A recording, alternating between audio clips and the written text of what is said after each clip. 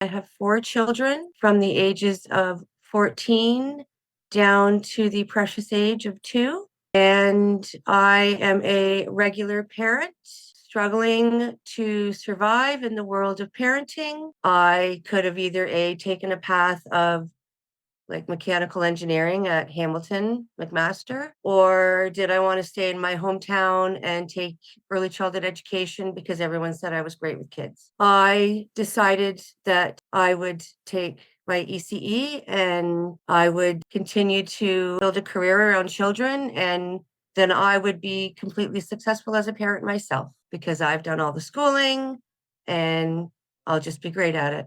Got my diploma in early childhood education, and at the age of 21, a month later from graduating, I gave birth to my oldest daughter, Tiffany.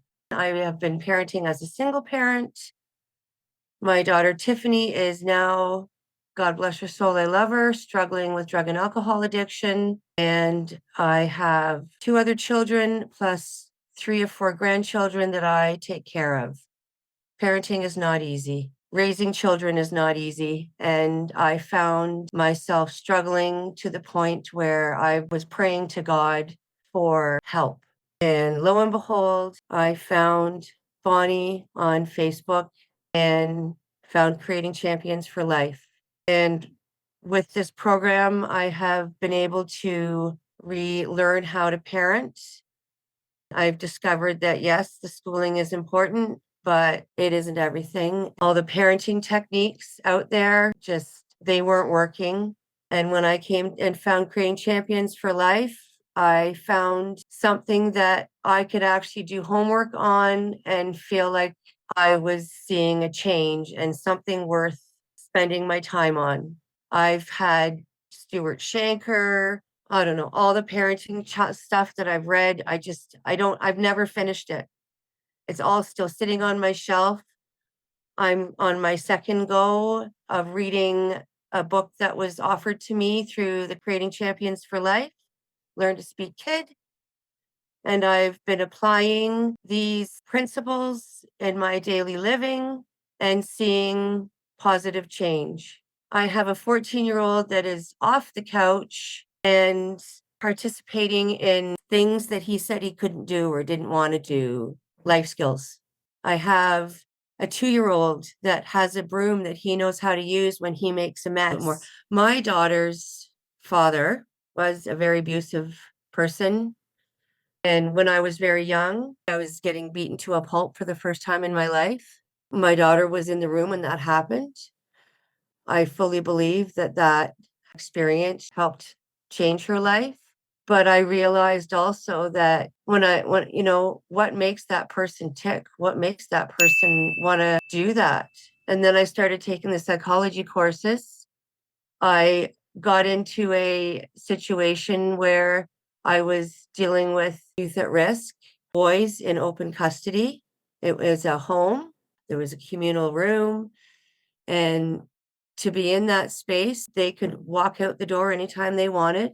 They chose to stay. But it made me realize that there's some core thing in all of this behavior that made that person end up that way. Well, what was that? And all these things we see, all the acting out, all the physical violence, all the, theft and arson and all these those are behaviors, those are symptoms of a cause. Well, what's causing that? And if we could just get to that root, but the school systems don't teach that. In my travels of my schooling, yeah, you can find, okay, the brain works away and this and that.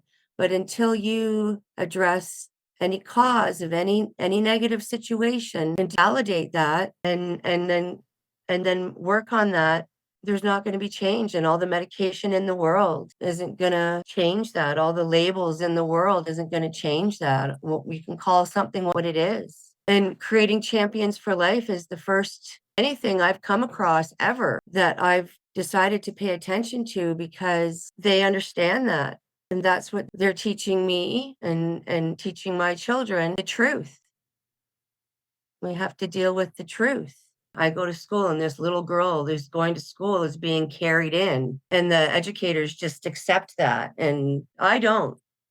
I say to parents, if they're more than half my size, I don't pick them up anymore. I go down to them.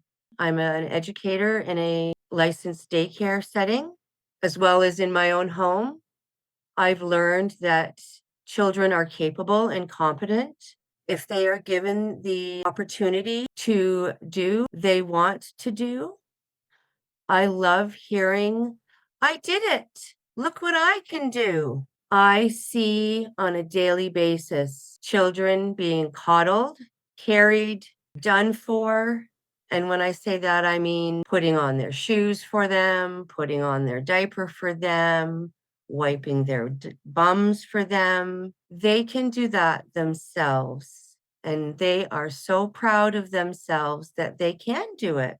I now model, I am a big kid trusted advisor, and it is my goal to teach children how they can do things themselves. They are champions.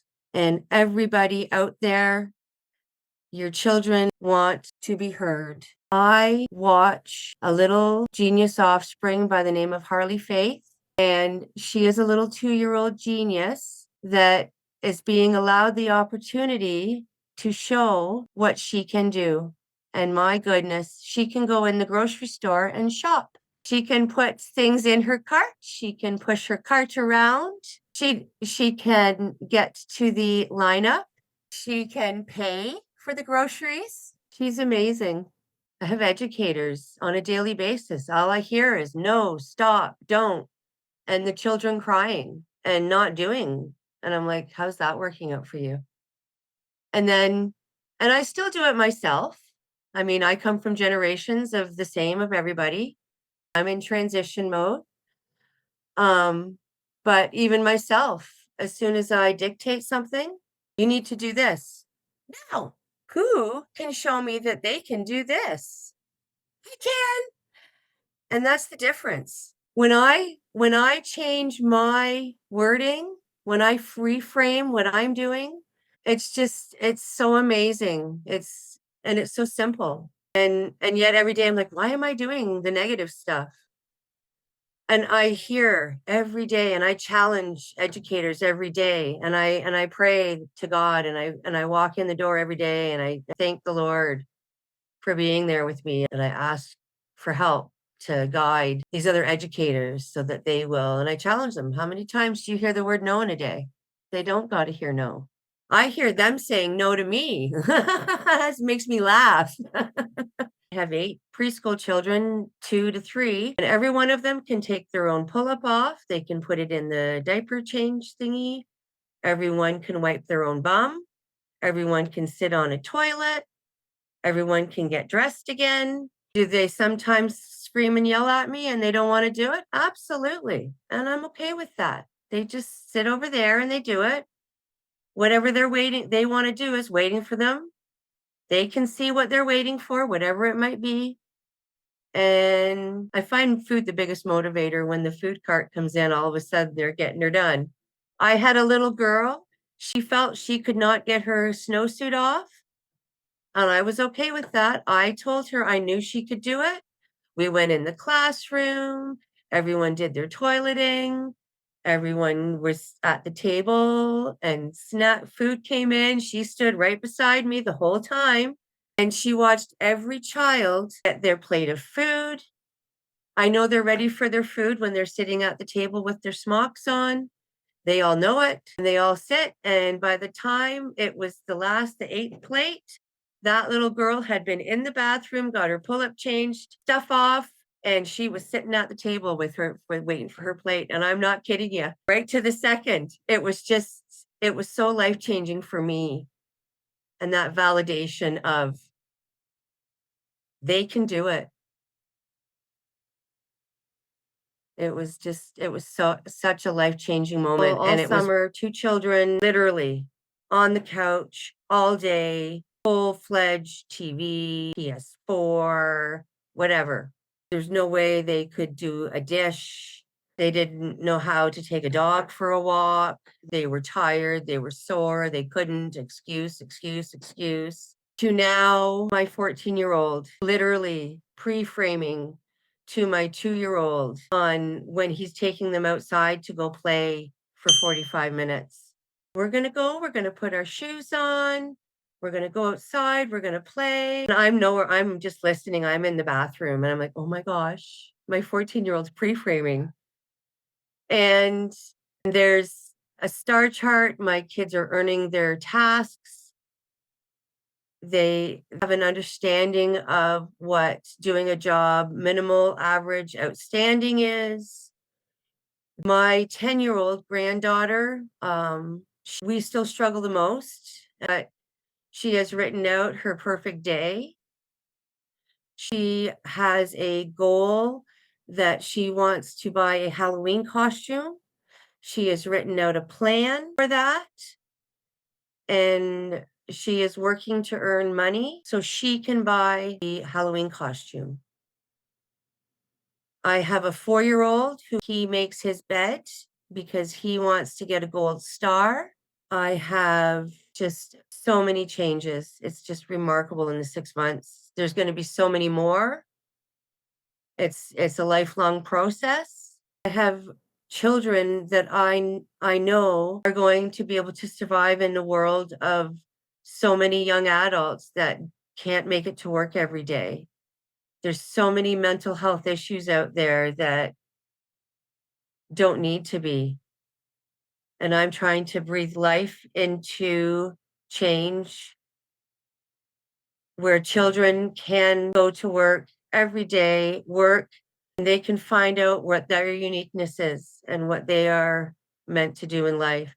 Before creating Champions for Life, I believed that my children needed to have a diagnosis. My 14-year-old has a diagnosis of autism with ADHD. I'm hoping that, well, it's not there when we decide it's not there. And as far as I'm concerned, it's not there now. Dylan was on medication, he is not now, and Dylan can function. Before creating Champions for Life, Dylan kept bugging me saying that he needed medication because he couldn't sleep at night. I've never bought into that. But after creating Champions for Life showed up, Dylan fully disclosed to me that he was actually finding he could get to sleep at night now since the changes. And that was, I'm going to say, about 3 weeks ago, he said that to me. He acknowledged something that I'm so thankful I didn't buy into the medication for sleeping. I mildly bought into the medication, but when medication worked for the first week that he ever took it because Dylan was able to understand what it was to be calm. But then within 6 months of that, he didn't even want the medication anymore. And if you are prepared to do homework, your own homework, mom or dad out there, it is so worth it to learn how to parent with goals and to be able to acknowledge your children and to validate them and to be able to both parent and child be in a winning corner is amazing. Before it was lose, lose, negative, negative. And now those things are still there, but we are in the Northeast quadrant, or we're looking in the Northeast quadrant now. And I pray for all the families that are looking for positive change. It's there. There is an answer. And God bless you all for taking the time to look for change with creating Champions for Life. Bonnie and Thomas, thank you so much for all your knowledge and everything you've shared, all your hard work and dedication. My goodness, the work you guys have done. It's just amazing.